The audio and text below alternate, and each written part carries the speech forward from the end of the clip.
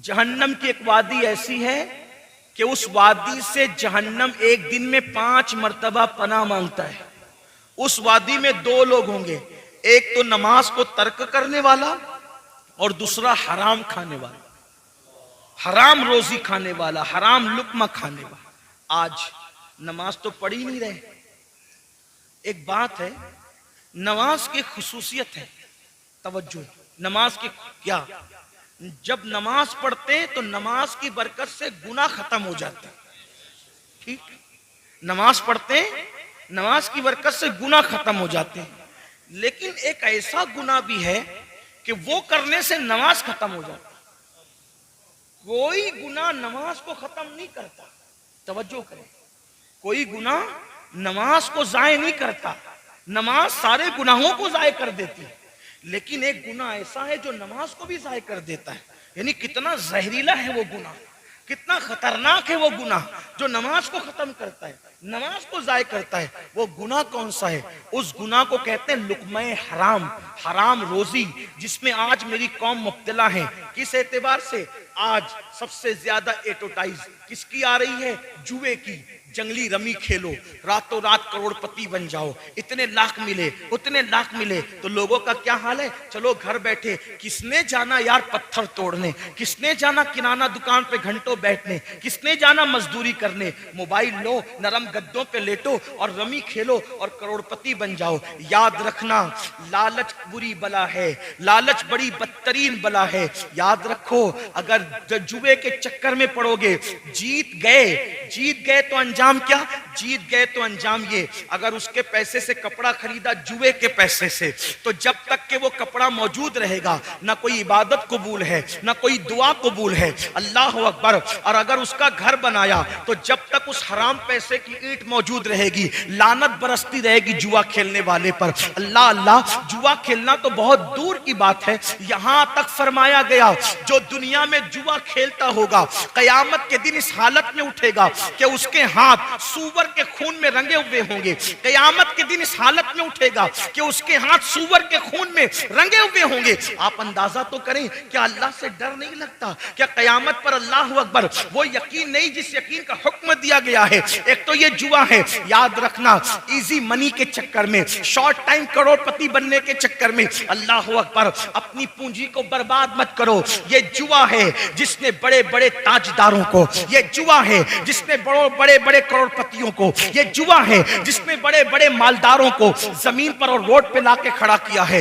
याद रखना, जुए की तरफ ना जाओ, वरना जो पूंजी पड़ी है वो भी जाय हो जाएगी, वो भी बर्बाद हो जाएगी। लालच बुरी बला है। और अल्लाह अकबर, एक तो जुआ है और जुए की मुख्तलिफ शक्लें हैं, कोई लॉटरी खेल रहा है, कोई कुछ कर रहा है, लेकिन हराम कारोबार की सबसे बदतरीन शक्ल जो है, जो नमाज पर बहुत असरअंदाज होती है, वो है सूद, वो है इंटरेस्ट, वो है ब्याज। अल्लाह अकबर, आज उम्मत मुस्लिमा के अंदर ब्याज बहुत बढ़ता जा रहा है, सूद बहुत बढ़ता जा रहा है। बड़ी माजरत के साथ अगर ये जुमले बर्दाश्त हो सके तो अमरोहा वालों बर्दाश्त करना। हम तो देख रहे हैं कि लोग बड़ी बड़ी दाढ़ियां रख के, हर साल रमजान शरीफ में उम्रा को जाके, हर साल हज करके, सफेद कपड़े पहन के, हाजी नमाजी कहलाकर चोरी चुपके सूद के धंधे करते हैं। 10 लेके जाओ, इतना ला के दो, 10,000 लेके जाओ, इतना ला के दो, 20,000 लेके जाओ, इतना ला के दो। याद रखना, ये सूद क्या है? अल्लाह के रसूल, हम सब के आका और मौला मुस्तफा करीम रऊफुर रहीम सल्लल्लाहु अलैहि वसल्लम फरमाते हैं, जिसने सूद का एक लुक्मा खाया, एक लुक्मा, अल्लाह के रसूल फरमा रहे, जिसने सूद का एक लुक्मा खाया, गोया उसने अपनी मां के साथ 36 मर्तबा जिना किया। मां के साथ 36 बार जिना करने वाला और सूद का एक लुक्मा खाने वाला अजाब में दोनों बराबर बराबर है। कितना गिर गया मुसलमान, लोग कितने गिर गए। अरे नादान, दौलत तो नाच कर भी लोग कमा लेते हैं, दौलत तो नचनिए भी कमा लेते हैं, दौलत तो लोग बंदर नचा के भी कमा लेते हैं, दौलत तो अल्लाह अकबर हाथ का मैल है, दौलत तो ठोकर मार के भी मिल जाती है। दौलत के नशे में इतने चूर हो गए कि अपने नबी का फरमान भूल गए। अल्लाह के रसूल का फरमान कितना सख्त है, और एक दो किताबों में नहीं, अक्सर किताबें आप सूद का बाब उठा के देख ले, हर मुसन्निफ ने हदीस लाई है। क्या 36 20 मर्तबा माँ के साथ जिना करना और एक लुकमा सूद का खाना, एक दिरहम खाना, दोनों गुनाह में बराबर बराबर है। इसी पे बस नहीं, बल्कि अल्लाह के रसूल सल्लल्लाहु अलैहि वसल्लम इरशाद फरमाते हैं कि क़यामत के दिन सब अल्लाह की बारगाह में खड़े होंगे, सब क़यामत के दिन अल्लाह की बारगाह में खड़े होंगे, लेकिन जो दुनिया में सूद खाते होंगे उनको खड़े होने की ताकत नहीं होगी, वो जमीन पे गिर गिर जाएंगे। और क़यामत के दिन उनकी हालत ऐसे होगी, कैसी हालत होगी बताऊं? आका अलैहिस्सलाम फरमाते हैं जैसे मजनून होता है पागल, या जिस पर आसेबी असर होता है, जिसको आसेब छू लेता है, यानी कैसे वो दिखता है, बिल्कुल मरियल सा, पागल सा, बिखरे हुए बाल, डरावना सा चेहरा। आका अलैहिस्सलाम फरमाते हैं सूद खाने वालों का यही हाल हो। मेरे आका गैबदा नबी सल्लल्लाहु अलैहि वसल्लम फरमाते हैं मेराज की शब जब मैंने जहन्नम का मुशाहिदा किया, आका अलैहिस्सलाम फरमाते हैं जब मैंने जहन्नम का मुशाहिदा किया तो मैंने देखा मेरे सर के ऊपर बिजली की आवाज आई, बिजली के कड़क की आवाज, बिजली कड़कने की आवाज आई। मैंने ऊपर देखा तो मुझे एक मंजर बताया गया। मंजर ये था, आका फरमाते हैं सल्लल्लाहु अलैहि वसल्लम के कुछ लोग थे जिनके पेट कमरों की तरह थे, रूम की तरह, जैसे कमरे होते हैं रूम, उनकी तरह पेट थे। अगर दुनिया में किसी का पेट बढ़ जाए, उठने बैठने को इंसान मोहताज हो जाता है ना, और लेकिन कमरों जैसा पेट, ये कौन कह रहा है? अगर मौलवी साहब कहते तो आपको कह यार मौलाना जबरदस्ती डरा रहे हैं, है ना, जबरदस्ती डरा।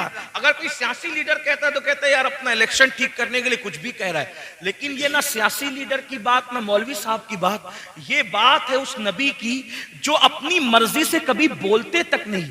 कुरान कहता है वमा यंतिकु अनिल हवा इन हुआ इल्ला वह्युन यूहा, कि ये अपनी मर्जी से कभी कलाम नहीं करते, हमेशा जबान इनकी होती है, कलाम खुदावंद कुद्दूस का होता है। हुजूर ने अपनी मर्जी से कभी गुफ्तगू नहीं की। मेरे आका अल्लाह रब्बुल इज्जत की मर्जी के पाबंद है और अल्लाह रब्बुल इज्जत जो फरमाते हैं वही गुफ्तगू करते हैं। अल्लाह अकबर। खुदा उनकी रजा चाहता है, वो खुदा की रजा चाहते हैं। अल्लाह अकबर। तो वो रसूल, सच्चे रसूल फरमाते हैं काश ये दुनिया की रंगरेलिये से बाज आ जाते, ये दुनिया के माल की मोहब्बत से बाज आ जाते। मेरे भाई, अल्लाह ने किस्मत में जितना लिखा है वो दौलत हमें मिल के रहेगी। हराम की तरफ क्यों जाते हो? हराम से तौबा करो। मेरे आका इरशाद फरमाते हैं मैंने देखा रूम की तरह, कमरों की तरह बड़े बड़े पेट है और उसके अंदर बिच्छू है, बिच्छू डंक मार रहे हैं और जहन्नम की आग है उसके अंदर, पेट के अंदर। अल्लाह अल्लाह। अगर कभी 4-6 कप चाय पी लो और पेट में जलन होने लगे तो कैसा लगता है आप जानते हैं? कभी मिर्च ज्यादा खा लो, पेट में जलन हो तो क्या होता है? मैं हैरान हूं, आप गौर फरमाएं, चाय 4-5 कप पीने की वजह से या मिर्च खाने से पेट में जलन हो तो बर्दाश्त नहीं होती। अल्लाह अकबर। जब पेट में जहन्नम के बिच्छू डाले जाएंगे और जब पेट कमरों की तरह होगा और पेट के अंदर जहन्नम की आग भड़क रही होगी, आका फरमाते हैं मैंने पूछा जिब्रील ये कौन लोग हैं जिनके पेट इस तरह से है? तो जिब्रील अमीन ने अर्ज़ की या रसूल अल्लाह सल्लल्लाहु अलैहि वसल्लम, ये सूद खाने वाले लोग हैं, ये सूद का धंधा करने वाले लोग हैं। अल्लाह अकबर। जानते हैं आप, अल्लाह अकबर, यहां तक इब्ने हजर मक्की लिखते हैं कि रमजानुल मुबारक की शबे कद्र में भी, तवज्जो करना, रमजानुल मुबारक की शबे कद्र में भी मैंने सूद खाने वालों की कब्र पर अजाब होते हुए देखा है। यानी शबे कद्र में, शबे कद्र में जिनकी कब्रों से अजाब नहीं उठाया जाता वो सूद खाने वाले। उठा के देखो इब्ने हजर को पढ़ो, अपने आप पे रहम करो। ये जो धंधे हराम करके दूसरों के लिए माल कमा रहे हो, दूसरों के लिए जमा रहे हो, दूसरे मौज मस्ती करेंगे, दूसरे ऐश इशरत करेंगे, लेकिन मेरे भाई तुझे अपनी कब्रों में अजाब भुगतना पड़ेगा। और सूद से मुताल्लिक आखिरी बात कह के और उसके बाद एक बात बयान करके मैं अपनी गुफ्तगू मुकम्मल करना चाहता हूं, तवज्जो से सुनना। सबसे बड़ी बात, सबसे बड़ी बात याद रखना, सूद मर जाना, मेरा जुमला लिख, मर जाना, सूद नहीं खाना। भीख मांग लेना, सूद नहीं खाना। और ये भी सुने, जितना गुना सूद लेने वाले को है, जो लेने वाला जितना बड़ा गुनहगार है, उतना देने वाला भी गुनहगार है, उतना ही लिखने वाला भी गुनहगार है, उतना ही गवाह बनने वाला भी गुनहगार है। आजकल गरीब लोग बहुत आसानी के साथ कहते हैं, हजरत बिटिया की शादी थी इसलिए मजबूरन ले लिया। मैंने कहा किसने कहा था कि बेटी की शादी अल्लाह को नाराज करके करनी? अल्लाह के रसूल अलैहिस्सलातु व तस्लीम सुन ले, हमारे अकीदे में दुनिया में रसूलुल्लाह से बड़ा मालदार इंसान ना कोई था, ना है, ना हो सकता है। वो और लोग हैं,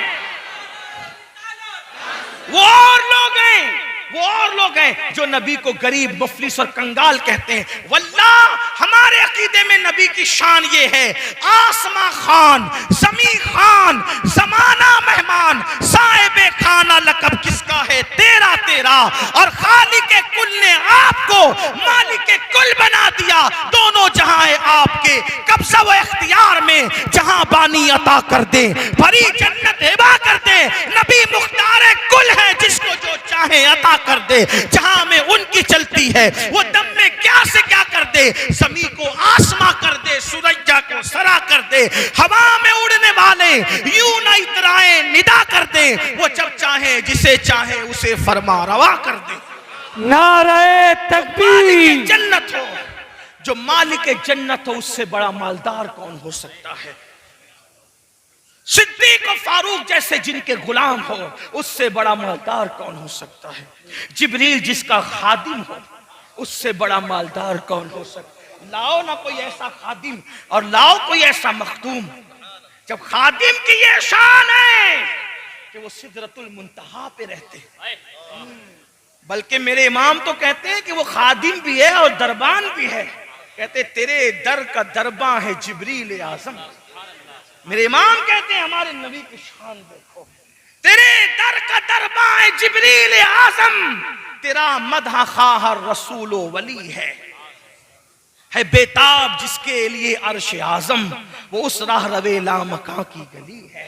तमन्ना है फरमाए ये रोजे महशर, ये तेरी रिहाई की चिट्ठी मिली है, और शफात करे हश्र में जो रजा की, सिवा तेरे किसको ये कुदरत मिली है। हुजूर से बड़ा कोई मालदार नहीं। क्यों? इसलिए कि इमाम कहते हैं मैं तो मालिक ही कहूंगा, मालिक ही कहूंगा। ये ही में जो लज्जत है आशिकों को मिलती है, मैं मालिक ही कहूंगा। क्यों? दलील के साथ कहूंगा कि हो मालिक के हबीब। मैं तो मालिक ही कहूंगा कि हो मालिक के हबीब, यानी महबूब व मुहिब में नहीं मेरा तेरा। कुछ लोगों का ख्याल यह कि हम लोग नबी को शरीक मानते हैं। मैंने कहा उस पे लानत है जो शरीक मानता हो, क्योंकि नबी को शरीक खुदा मानने में कोई फजीलत ही नहीं रहती। तवज्जो है आपकी? हाँ यही बात है। नहीं समझ में आती बात? शरीक मानने में नबी की कोई फजीलत नहीं रहती। हम शरीक नहीं मानते क्योंकि हम फजीलत के मुनकिर नहीं हैं, हम हबीब मानते हैं। हबीब मान, दोनों में फर्क क्या है शरीक और हबीब में? शरीक कहते हैं पार्टनर को, शरीक कहते हैं पार्टनर को, और हबीब कहते हैं डियर को। दोनों में क्या फर्क है? पार्टनर, शरीक, पार्टनर। पार्टनर से जब बात होती है तो एक एक पैसे का हिसाब होता है। सही है? ये पैसा कहां खर्चा किया, कहा वो चाय पिलाया, किसको पिलाया। और कभी कभी पार्टनरशिप टूट जाती है। पार्टनरशिप टूटती है, महबूबियत कभी खत्म नहीं होती। पार्टनरशिप में हिसाब किताब होता है। मैंने ये किया, तूने क्यों किया? 25 रुपए के भाव में बेचना था, तूने 24 में क्यों बेचा? ये सब हिसाब होता है यार। एक एक रुपये पर पार्टनरशिप में हिसाब हो रहा था। उतने में हबीब आया। कौन? बेटा। अब्बू जी आईफोन 14 आ गया है, ले लूं? कितने का है? 3 लाख का। हाँ जाओ ले लो। अरे भाई 1 रुपये पे उससे लड़ रहा था और इसको 3 लाख रुपए एक जुमले में दे दिया, तो वो कहेगा नादानो, वो शरीक था, ये हबीब है। तो जो है वो शरीक था, वो पार्टनर था, इसलिए झगड़ा हो रहा था। और ये हबीब है क्यों? इसकी खुशी में मेरी खुशी है, इसका चेहरा मुस्कुराता है तो मेरा दिल खुश होता है। बिला तमसील, बिला तमसील, 1000 बार बिला तमसील, हम नबी को शरीक नहीं मानते, क्योंकि शरीक मानने में कोई फजीलत नहीं है। हम तो महबूब और हबीब मानते हैं। क्यों? जान मैंने बनाया, टुकड़े तू करेगा। मैं पूछूंगा नहीं बनाया मैंने, तोड़ा क्यों? इसलिए कि तू शरीक नहीं है, तू हबीब है। मैंने इसीलिए बनाया ताकि तू तोड़ा करे, ताकि लोगों को अंदाजा हो जब महबूब की ये शान है तो महबूब के बनाने वाले की शान का आलम क्या।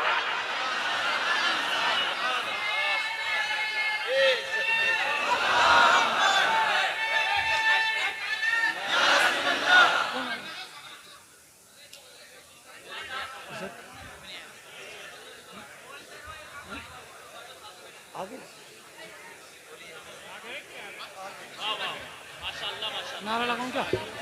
नारे तकबीर, नारे रिसालत, मसलके आला हजरत सैयद साहब क़िबला, शाकिर रज़ा नूरी साहब क़िबला।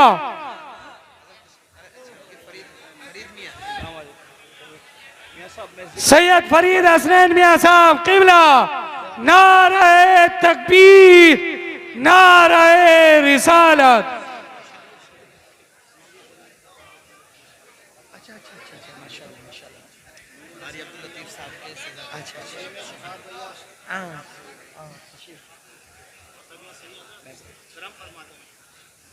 एक बार सब दुरूद पढ़ ले। अल्लाहुम्मा सल्ली अला सय्यदिना व शफीना व मौलाना सल्लल्लाहु अलैहि वसल्लम नहनु इबादु मुहम्मदिन सल्लल्लाहु अलैहि वसल्लम। तो याद रखें, हम शरीक नहीं मानते और वो शरीक नहीं है और शरीक हो भी नहीं सकते और शरीक होने में कोई फजीलत भी नहीं है। तो अगर अल्लाह अकबर हम हबीब मानते हैं, हबीब का क्या मतलब? हबीब महबूब, सूरज मैंने डुबाया, तू इशारा करके निकाल देना। मैं ये नहीं कहूंगा कि तूने क्यों निकाला, बल्कि ये कहा जाएगा महबूब आज डुबाया इसलिए था कि तुम इशारा करके निकालोगे ताकि लोगों को पता चलेगा। जब हबीब की ये शान है, बंदे का ये आलम है, तो इस बंदे को जिसने बनाया उस खुदा की शान का आलम क्या होगा? ये है शरीक और हबीब में फर्क। इसीलिए मेरे इमाम कहते हैं हम शरीक नहीं कहेंगे, क्या कहेंगे? मैं तो मालिक ही कहूंगा कि हो मालिक के हबीब, मैं तो मालिक ही कहूंगा कि हो मालिक के हबीब। यानी महबूब मुहिब में नहीं मेरा तेरा, इतने मालदार है आका, मालिक जन्नत आका, मालिक कौनैन आका, मालिक जमीन आका, मालिक आसमान आका, पूरी उम्मत के मालिक आका। कुरान कहता है अन नबी औला बिल मोमिनीना मिन अनफुसिहिम। उसका एक मतलब यह भी है कि मैं तुम्हारी जान से ज्यादा तुम्हारा मालिक हूं, यानी मैं तुम सबका मालिक हूं, तुम्हारी जान से ज्यादा तुम्हारा मालिक हूं। मालिक का मतलब क्या? अबू बकर के भी मालिक वो बनाए गए, उमर इब्ने खत्ताब के भी वो मालिक बनाए गए, उस्मान गनी के भी मालिक बनाए गए, बल्कि कुल जहां मिल्क उनकी मिल्क में दे दिया गया, पूरा जहान उनकी मिल्क में दे दिया गया। अल्लाह अकबर। और आपसे पूछना चाहता हूं, आप तो बड़ी सादगी से कहते हो मौलाना मैंने बेटी की शादी करनी थी, मजबूर हो गया था, इसलिए मैंने सूद से पैसा ले लिया। किसने कहा था आप अपनी बेटी को अल्लाह को नाराज करके शादी करें? आका, मेरे आका और आप सबके आका, इतने मालदार आका अगर अपनी बेटी की शादी इतनी सादगी से करते हैं कि एक चादर उड़ाते हैं। तवज्जो करें, मेरे आका ने जब अपनी शहजादी कौनैन मलका फिरदौस बरी सैयदा फातिमतुज़ ज़हरा की जब शादी की मौला अली के साथ निकाह किया तो एक चादर उनके सर पे डाली। उस चादर के मुतालिक सीरत निगारों ने लिखा है कि जब मेरे आका ने अपनी शहजादी के सर पर जो चादर डाली थी शादी के दिन, उसमें कमोबेश 17 पेवन लगे हुए थे। 17 पेवन वाली चादर अपनी बेटी के सर पे डालकर, अपनी शहजादी के सर पे डाल के आका ने फरमाया, बेटी आज तेरे बाबा के पास इससे ज्यादा बज़ाहिर कुछ नहीं है, काश तुम्हारी अम्मी सैयदा खदीजा हयात होती तो वो तुम्हें बहुत कुछ देती। आपसे पूछता हूं, आका चाहते तो जन्नत के जोड़े आ जाते, सहाबा को इशारा करते तो जहेज का अंबार लग जाता, लेकिन अपनी शहजादी को 17 पेवन वाले दुपट्टे दुपट्टे में विदा करने की क्या वजह थी? ताकि गरीबों को पता चल जाए अगर पैसे न हो तो सूद से न लेना, हराम की तरफ न जाना, बल्कि अपने नबी की सुन्नत पर अमल करते हुए सादगी से अपनी बेटी को विदा कर देना, यह भी सुन्नत है। बल्कि मेरे और आपके आका अलैहिस्सलातु व तस्लीम ने सादगी से अपनी शहजादी का निकाह करके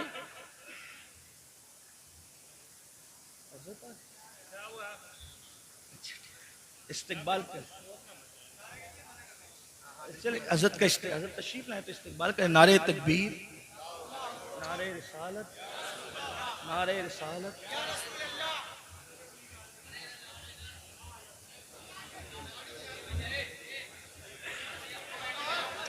आप बैठे रहो भाई।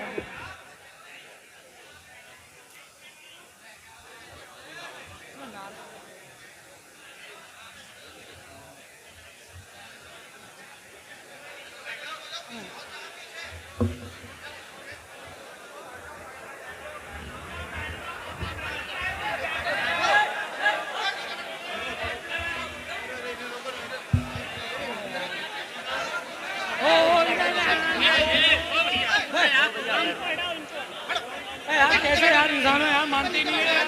नीचे बैठो, नीचे। अरे यार हाथ बात नीचे बैठो, नीचे।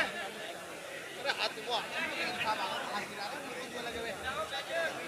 नीचे बैठो, नीचे भाई साहब, नीचे।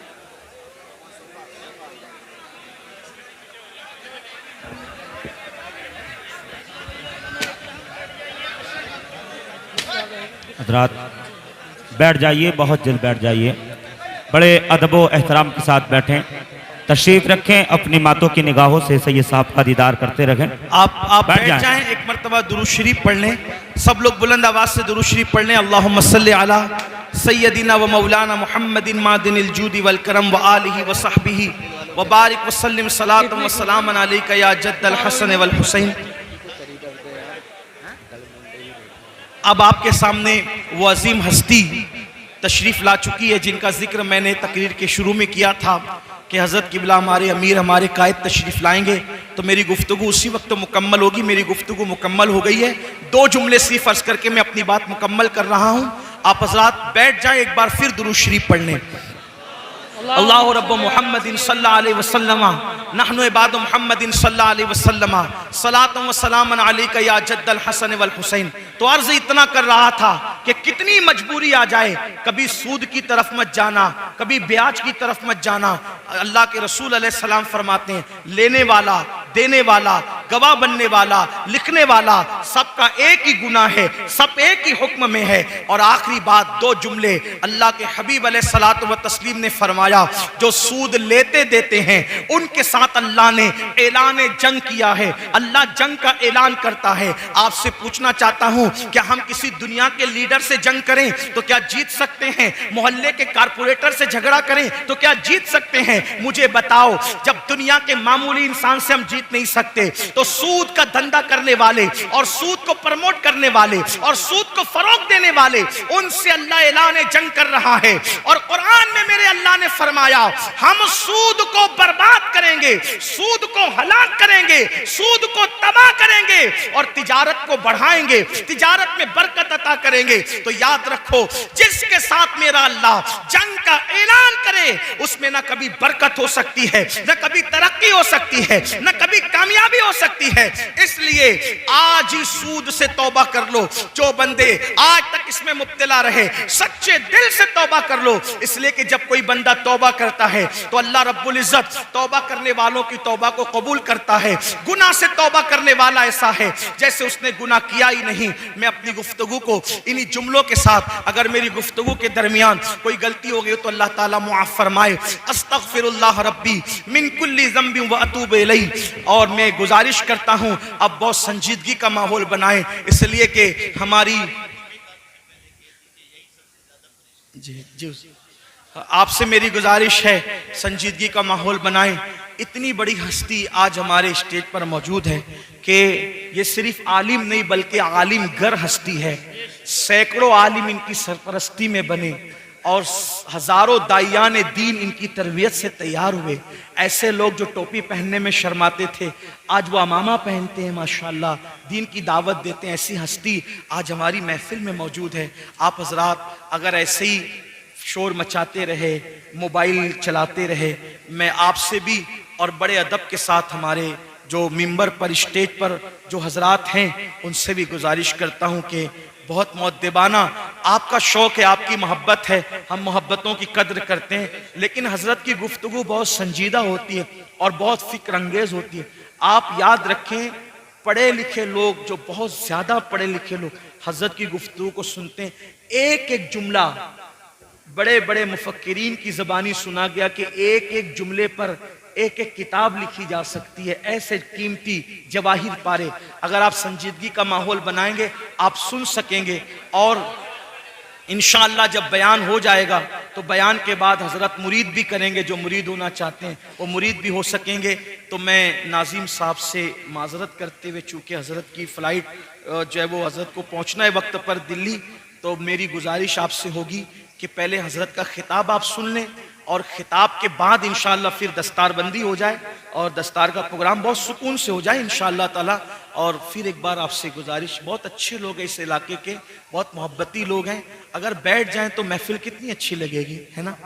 असल में क्लासरूम में आप नहीं बोले, कोई ना बोले भाई, कोई यहाँ से बोला जा रहा है, यहाँ से बोले ना।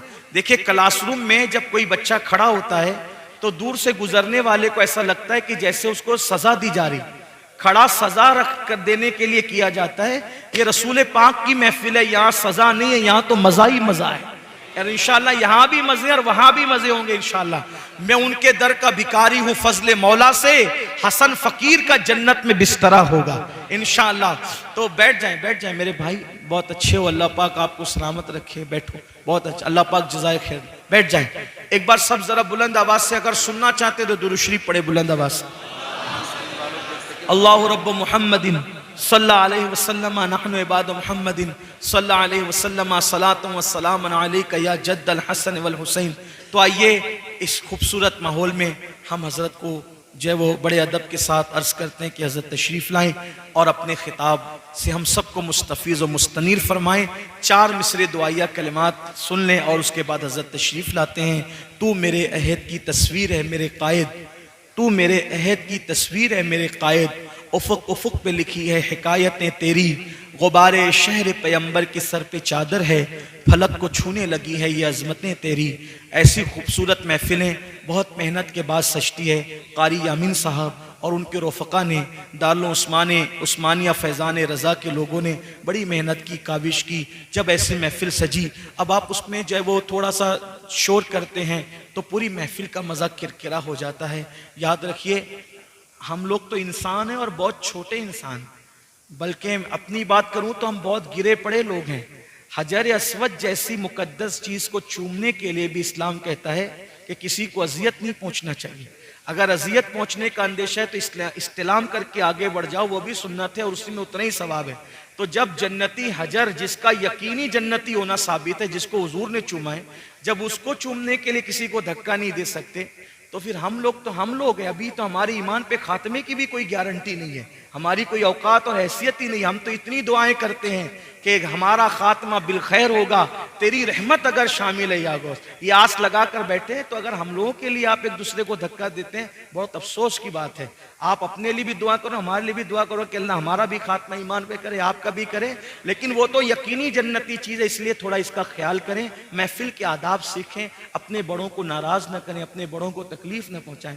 अहले मिंबर पूरा खचाखच मिंबर अहले मिंबर से भरा हुआ है, हम उनकी बारगाह में भी खिराज पेश करते हैं, उनके मशकूर हैं। ये जो बैठे हुए हैं एक से एक शुमूस व अकमार है, ये एक से एक चांद और सूरज है अल्हम्दुलिल्लाह। ये इनमें भी बहुत बड़े बड़े खतीब और मुदर्रिस हैं, लेकिन ये लोग इसलिए नहीं आते कि वो हमारी बात सुने, बल्कि ये हमसे ज्यादा जानने वाले लोग हैं। ये हमारी हौसला अफजाई के लिए और दुआ देने के लिए आते हैं। हम इनके तहे दिल से मशकूर हैं माशाल्लाह कि ये अपना इतना कीमती वक्त निकाल के आते हैं। बहुत सारे फजर पढ़ाएंगे सुबह जाके, बहुत सारे तदरीस की मसनद पर बैठेंगे, फिर भी रात में देर वक्त इसलिए जगते हैं ताकि मसलक की कोई बात करने आया तो चलकर उसको दुआ दे दें। मैं इन सब उलमाए किराम मशाइख का मशकूर हूँ कि वो आज की महफिल में तशरीफ़ लाए, मोहब्बतों से नवाजा। लेकिन उलमा के अलावा जो लोग शामिल हो गए हैं मिंबर पर, आजकल मिंबर का तकद्दुस भी बड़ा पामाल हो रहा है। उलमा तो संजीदगी से बैठते हैं, लेकिन जो दूसरे उलमा के अलावा आ जाते हैं वो गड़बड़ करते हैं, उससे उलमा का वकार मजरू होता है। तो इसलिए मैं उन हजरात से गुजारिश करता हूँ कि जो वाकई आलिम नहीं है उनसे गुजारिश है, दाढ़ी भी उनके चेहरों पे नहीं है, वो टोपियां भी नहीं पहनते, इधर उधर घूमते रहते हैं और आकर के मिंबर पे घुस के बैठते हैं, उलमा को पीछे ढकेल करके वो आगे बैठते हैं। ये बहुत बुरी बात है। हमें चाहिए कि ये मिंबर सिर्फ उलमा के लिए है, अइम्मा के लिए, इमामों के लिए है, तो ये उन्हीं के लिए मखसूस रखा जाए। हमारे दादा मुर्शिद हुजूर मुफ्ती आजम ने अपनी पूरी जिंदगी कभी किसी दाढ़ी मुंडाने वाले को मिंबर पे चढ़ने तक नहीं दिया, चढ़ गया तो उसको उतार दिया। आज हमारे मिंबर का मिजाज ही बदल गया है। इसलिए सब बदनज़मी, उलमा बदनज़मी नहीं करते, जो दूसरे आते हैं वो बदनज़मी करते हैं, उससे उलमा का वकार मजरू होता है। तो मैं गुजारिश करूंगा जो उलमा के सिवा दूसरे लोग हैं वो संजीदगी से बैठे, आगे तुम उतारते नहीं लेकिन संजीदगी से बैठे, ताकि आपकी वजह से उलमा का वकार मजरू ना हो। आइए हज़रत का इस्तकबाल करें। नारे तकबीर।